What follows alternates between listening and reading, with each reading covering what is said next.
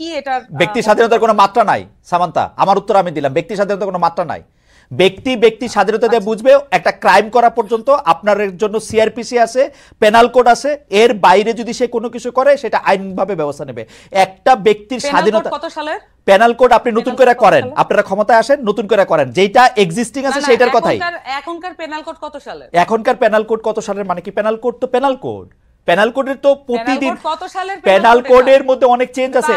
এটা 1858 সালে, এই যে শেখানো পড়ানো বুলির পাশাপাশি এইটাও শোনেন, 1858 সালে যে পেনাল কোড আছে, বাংলাদেশে প্রতিদিন নতুন নতুন করে যে আইন এনাক্টেড হয়েছে গত 54 বছরে, তার মধ্যে ওই পেনাল কোডের আইনগুলি চেঞ্জ হয়েছে। গড়ে বইটা 1858 সালের, কিন্তু বাংলাদেশের হওয়ার পরে যত আইন, হ্যাঁ সবগুলি চেঞ্জ হয়েছে। হ্যাঁ, তো যাই হোক, এইটা এখন যে জায়গায় দাঁড়ায় থাকে। আপনি যে উত্তরটা দিচ্ছেন এটা কি মানে যে ব্যক্তি স্বাধীনতার যে সংজ্ঞাটা আপনি দিচ্ছেন, স্নিগ্ধাপা একটু সাইলেন্ট আছেন, অসুবিধা নাই, কিন্তু এই যে ব্যক্তি স্বাধীনতার যে ফরম্যাটটা বলছেন এটা কি যথেষ্ট ক্লিয়ার কাট হয়েছে কিনা? আপনার কাছে কি মনে হয়? আপনার কাছে কি মনে হয়? আমি বলছি ব্যক্তি স্বাধীনতার ক্ষেত্রে আমি উত্তর পাইনি। আপনি আমাকে আবার জিজ্ঞেস করেন প্রশ্নটা, এটা আমি আগে উত্তর দেই।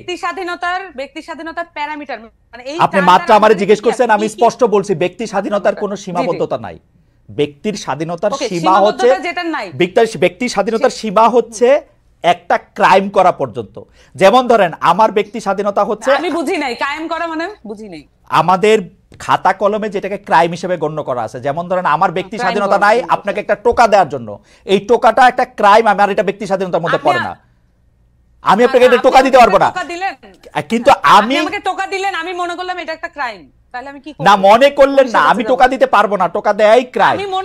আমি মনে করলাম যে এটা একটা ক্রাইম, সেইটাই তো আমি তো বললাম যে টোকা দেয়া তো আসলেই ক্রাইম, আমি আপনাকে টোকা দিতে পারবো না, কিন্তু আমি নিজে নিজে রাস্তায় দ্বারা খাইতে পারবো, এটা আমার ব্যক্তি স্বাধীনতা। রমজান মাস হলো, এটা তো তাহলে তো ক্লিয়ার হয়ে গেল। মানে এই বিষয়গুলো দেখুন, আপনি আর আমি যখন আলাপ করতেছি তখন কিন্তু একটা আলাপের মধ্য দিয়ে এটা একটা মধ্যস্থতা হয়ে যাচ্ছে। কোনো মধ্যস্থতা হয় নাই, আপনি কিন্তু আমার কথা বুঝতেছেন না সামান্তা, আমার কথা বুঝতেছেন না। আমার কথা আপনি বুঝতেছেন না, আমি আর একটু ভালো করে বলি। যেমন আপনার সাথে আমি যখন আলাপ করতেছি, যখন আমরা 3 জন মিলে আলাপ করব, আমরা যখন 10 জন মিলে আলাপ করব, কোনো না কোনো বিষয় এটা মধ্যস্থতা এবং এটা কমন গ্রাউন্ডে আসতে স্বাভাবিক। কিন্তু যখন একজন লোক হাতে একটা বেত নিয়ে একজন লোককে কান ধরে উঠবস করায়, তার পাওয়ার শো করে, এটার কোনো সমতা নাই, এটার কোনো আর্গুমেন্ট নেই, এটা কোনো আলোচনা না। এটা হচ্ছে একজন লোক তার পাওয়ার শো করে আরেকজন লোককে ডমিনেট করতেছে, এটা হচ্ছে এই জিনিস। তার মানে এটা পরিষ্কারভাবে এটা অন্যায়, এটা করা ঠিক হয় নাই। এবং এইটার ব্যাপারে আমি জানতে চাইছিলাম এটার ব্যাপারে এনসিপির কি অবস্থা? না, এটা এনসিপির অবস্থান তো আমি বললাম, এর চেয়ে ক্লিয়ার আর কোনো মানে আপনারা দুইজনই আমাকে বেশ একটা ট্রায়ালের মধ্যে নিলেন যে আমি কোনোভাবেই এটা ক্লিয়ার অ্যানসার দিচ্ছি না। How can I be clear more than this? যে আমি বারবার বলতেছি যে এইখানে একটা লোক বারবার তাকে ডমিনেট করার চেষ্টা করতেছে, ক্লিয়ার ডমিনেশন, যেটা কোনোভাবে সমতা নাই। এখন ধরেন আমরা যখন আমাদেরকে এখানে বলা হয় যে আমরা ফাইট করছি ইয়ার সাথে, মানে আওয়ামী লীগের সাথে, এটা একটা অসম লড়াই ছিল, আমাদের ছেলেপেলের হাতে ছিল লাঠি আর ওখানে ছিল বন্দুক আর উপর থেকে এয়ার স্ট্রাইক, তাহলে এটা কিভাবে সমতার ভিত্তিতে?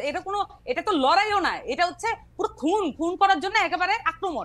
এইটাও একই রকম একটা জিনিস, একটা লোক সে একটা পরিষ্কার সুন্দর জামা কাপড় পরা, পাঞ্জাবি পরা, এবং সে হচ্ছে লাঠি দিয়ে একজনকে বলতেছে, তার যে সামাজিক হায়ার অবস্থান সেটা সে মিসইউজ করে আরেকটা সামাজিক ভাবে লোয়ার অবস্থানে একটা খেটে খাওয়া মানুষকে, তার জীবনের গল্প তো কেউ জানে না।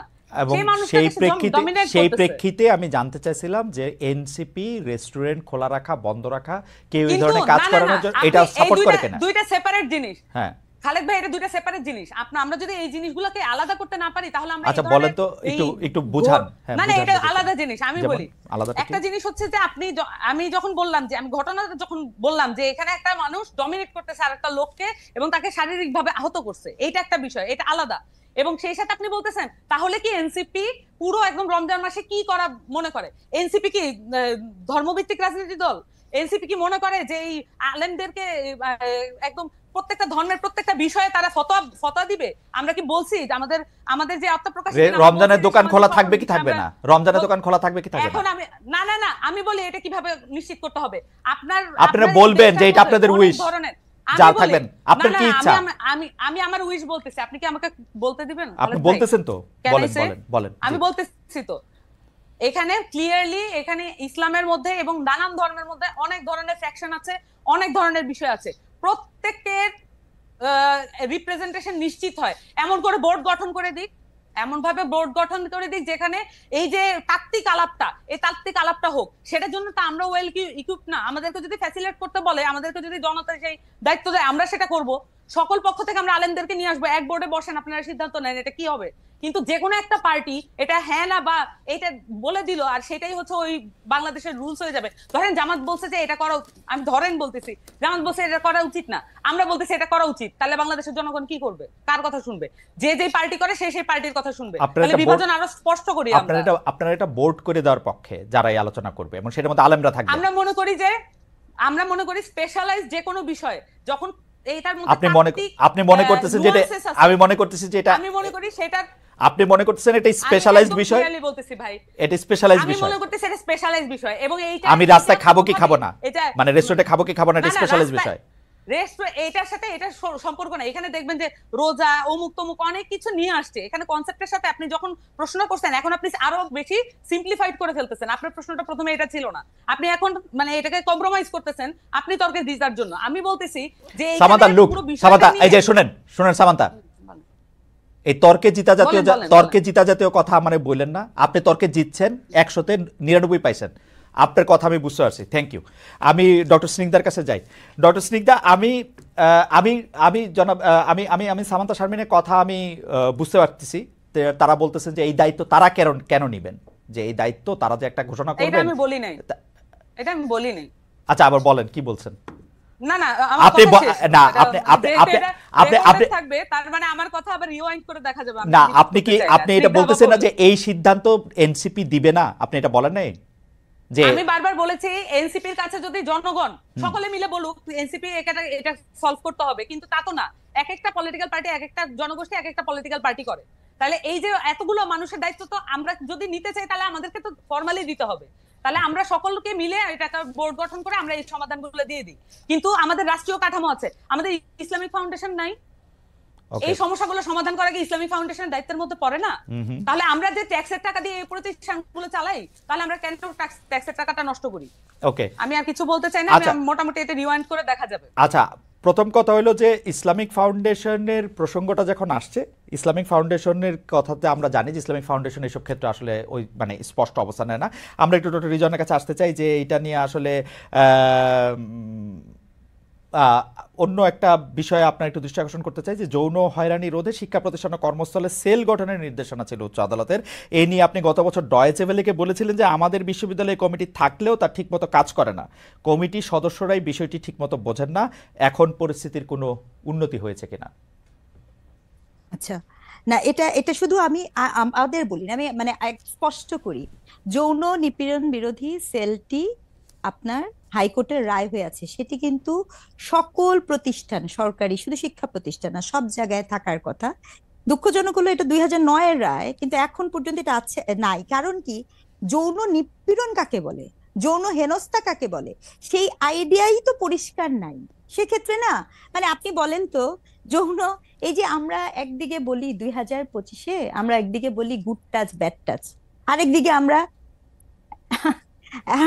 দেখি যে একজন শিশুকে আপনি প্রকাশ্যে চুমু খেয়ে যাচ্ছেন।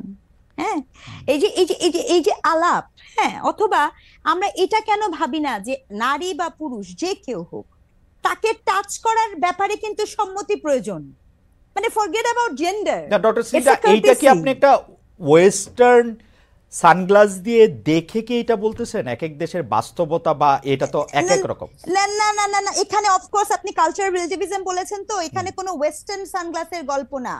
আপনি আমাকে ওয়েস্টার্ন বা ইস্টার্ন তো আরো বেশি, ফরগেট অ্যাবাউট ওয়েস্টার্ন। ইস্টার্নে আপনি খেয়াল করে দেখেন তো কবে কখন এরকম আছে যে আপনি কাউকে দেখলেই তাকে ছুঁয়ে ফেলতে পারবেন? ছোট বাচ্চাদের তো আমরা কোলে নেই, ছোট বাচ্চাদের তো আমরা কোলে নেই রাস্তায়। আচ্ছা, এখানে আমি আপনাকে একটা কথা বলেছি, কোনো কিছু যদি কালচারের মধ্যে, আমি একদম নির্লিপ্তভাবে একজন নৃবিজ্ঞান হিসেবে বলি, কোনো কিছু যদি আপনার কালচারে থেকে থাকে এবং সেটি যদি আপনার এই ধরনের মানে অন্যায়ের দিকে ধাবিত হয়, সম্ভাবনা তৈরি করে ক্ষতিগ্রস্তের, তাহলে সেটি আপনার কালচারে থাকলেই সেটি জায়েজ। গল্পটা তো তা না খালেদ ভাই। যেমন আপনাকে আমি একটা স্পষ্ট করি, আপনি কি জানেন না কত শত এক্সাম্পল দেয়া সম্ভব? আপনার গবেষণা কি বলছে যে এই যে শিশুরা, একজন শিশু তার পরিবারেই নিরাপদ হচ্ছে না, এই শিশুর কিন্তু প্রথম শত্রুটা, এটা কিন্তু একটা খুব সিরিয়াস ডিসকাশন। বাংলাদেশের গবেষণা অনুযায়ী আপনি দেখবেন যে প্রথমত ভিকটিম হয় হচ্ছে শিশুর পরিবার, দ্বিতীয়ত হচ্ছে নিকট আত্মীয়, তৃতীয়ত হচ্ছে স্থানীয় লোকজন, এবং চতুর্থত হচ্ছে এরকম অপরিচিত লোকজন, খুব কম। তাহলে এই যে শিশুর পরিবারের থেকে এই ঘটনাগুলো যে ঘটছে, কেন ঘটছে? তার কারণ আপনি যে কালচারাল প্র্যাকটিস, আমরা যখন কাজ করি, গবেষণা কাজ করি, বিশ্বাস করেন ম্যাক্সিমাম ক্ষেত্রে দেখা যায় যে আদর করতে বলে তাকে যৌন হেনস্থার শিকার করা হয়। এটা তো একটা গবেষণার ফলাফল, এখানে কোনো ইস্টার্ন ওয়েস্টার্নের ব্যাপার তো নাই।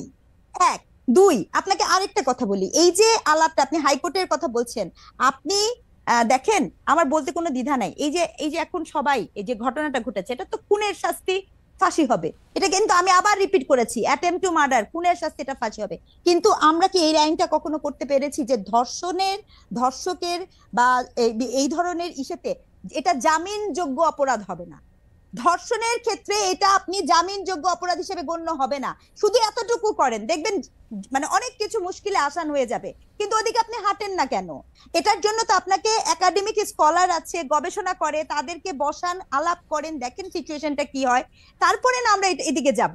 আজকে আপনার যৌন নিপীড়ন আপনার প্রত্যেকটা প্রতিষ্ঠান, সচিবালয় থেকে কর্মক্ষেত্রে, ওয়ার্কিং প্লেসে, আপনি দেখেন এই যে ঢাকা বিশ্ববিদ্যালয়ের ঘটনাটা, আচ্ছা আসলে কি ঢাকা বিশ্ববিদ্যালয়ের যে ঘটনাটা ঘটলো, ওই যে মেয়েটাকে, যে ছেলেটা এই কথাগুলো বললো, এই যে এটা যে একটা ভার্বাল অ্যাবিউজ, যৌন নিপীড়নের তো অনেকগুলো ধারা আছে, ভার্বাল অ্যাবিউজ আছে, হ্যারাসমেন্ট আছে, বুলিং কিন্তু আছে।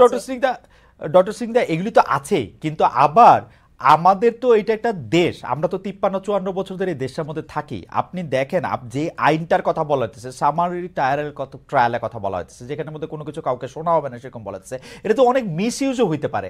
আপনি আমাকে পছন্দ করেন না, আপনি আমাকে জানেন না, আমি আপনার সামনে দিয়ে হাইটে গেলাম, আপনি বললেন আমি আপনাকে ভার্বাল অ্যাবিউজ করছি, যদি বাংলাদেশের আইনটা আমাকে প্রোটেকশন না দেয় আমি কই যাব বলেন? আচ্ছা আচ্ছা, না এখানে একটা বিষয় থাকে, ভার্বাল অ্যাবিউজের তো আপনার তো অপরাধগত মাত্রা থেকে আপনি শাস্তি দিবেন, তাই না? এটা অবশ্যই আপনার প্রচুর নারী নির্যাতনের মামলা আছে, কিন্তু দেখেন আমি যখন ধর্ষণের কথা বলছি, ধর্ষণের প্রমাণ করা কিন্তু খুব কঠিন, ধর্ষণের কিন্তু মিথ্যা মামলা হওয়ার সুযোগই নাই। তার কারণ আপনার এখানে সিমেন্সের ট্রেস বলেন, পেনিট্রেশন বলেন, আপনার এক্ষেত্রে ভিকটিমের বয়ান বলেন, এখানে কিন্তু গল্পগুলো এরকম না। ডক্টর সিংদা, আপনি কিন্তু আসলে ধর্ষণের ক্ষেত্রে আপনি বলতেছেন যে মিথ্যা মামলা হওয়া কঠিন, কিন্তু আমি কিন্তু আমার অভিজ্ঞতা জানি ধর্ষণে মিথ্যা মামলা হওয়া সহজও বটে, মানে কঠিন আবার সহজও বটে, কারণ আপনি তো প্রক্রিয়ার মধ্যে যাবেন অনেক পরে, আপনার যদি টাকা পয়সা না থাকে সেইটা সময়টা লেগে যাবে 2 বছর 4 বছর, আপনার 120 দিন জামিন হবে না, আপনি এটার মধ্যে কিছু করতে পারবেন না। এইটা তো মানে এখন আবার আমাকে মনে হবে যে আমি খুব ধর্ষিত, মানে কি ধর্ষকদের পক্ষে না, আমি সেইটা বলতেছি না, আমি প্রসিডিউরাল ফল্টের কথা বলতেছি। আপনি বিশ্বাস করেন আমি ম্যাজিস্ট্রেট ছিলাম, আমি এজলাসে বসে দেখছি যে এইটার মধ্যে কিন্তু দুই পক্ষই অসত্য কথা বলতে পারে শুধু আরেকজনকে ফাঁসায় দেওয়ার জন্য। অবশ্যই অসত্য কথা বলতে পারে খালেদ ভাই, কিন্তু সেক্ষেত্রে আপনার কি করতে হবে, আপনি যদি এই মামলাগুলোকে দ্রুত বিচার ট্রাইব্যুনালে নিয়ে আসেন, এবং এক্ষেত্রে খুব অ্যাক্টিভ রোল প্লে করতে পারে আমাদের ট্যাক্সের টাকায় চলা সমাজ কল্যাণ মন্ত্রণালয়। গত 53 বছর ধরে এই মন্ত্রণালয়টা আসলে করে কি, আমাকে একটুখানি বুঝায় বলেন। কোনোদিন শুনছেন সোশ্যাল সার্ভিস থেকে কিছু করে? না না, আপনি আমাকে বলেন, সোশ্যাল রাষ্ট্রায়ত্ত কত কত মামলা থাকে, এটা অনেক ব্যয়বহুল। রাষ্ট্রপক্ষবাদী হয়ে এই দেশে ধর্ষণের বিপক্ষে যারা আন্দোলন করে তাদের বিরুদ্ধে মামলা করতে পারে, অথচ একজন মানে মনে করেন ধর্ষণের শিকার শিশু, সেই মামলাটা রাষ্ট্র করতে পারে না। না, রাষ্ট্রই তো করছে, রাষ্ট্রই তো করবে। না না, মা করেছে, বাদী মা হলো ক্রিমিনাল কেসের ক্ষেত্রে সবগুলিতে রাষ্ট্রই আসলে ওই বাদীর পক্ষে। এটা এখন বাদী চাইলেও, বাদীর মা চাইলেও এটা কিন্তু প্রত্যাহার করতে পারবে না, রাষ্ট্র সেখানে বাদীর পক্ষে দাঁড়িয়েছে। এখন আপনি কেসটা দেখবেন জনৈক এক্স বনাম রাষ্ট্র। এখন হ্যাঁ, জনৈক এক্স বনাম রাষ্ট্র, কিন্তু আমার বক্তব্য হচ্ছে যে কেন ওইটা তো একটা ব্যয়বহুল প্রক্রিয়া, ওইটা তো একটা চলমান প্রক্রিয়া, সেই প্রক্রিয়াটাতে আমরা কি আমাদের সোশ্যাল সার্ভিসকে এক করতে পারি কিনা? একটা শিশু নির্যাতন হলে কোনোদিন কি বাংলাদেশের সোশ্যাল মানে সামাজিক যে মানে সমাজ কল্যাণ মন্ত্রণালয় থাকে বা নারী ও শিশু অধিকার, তারা কি ওই বাসায় যে জিজ্ঞেস করেন? মানে এইটা তো খুব স্বাভাবিক প্রক্রিয়া।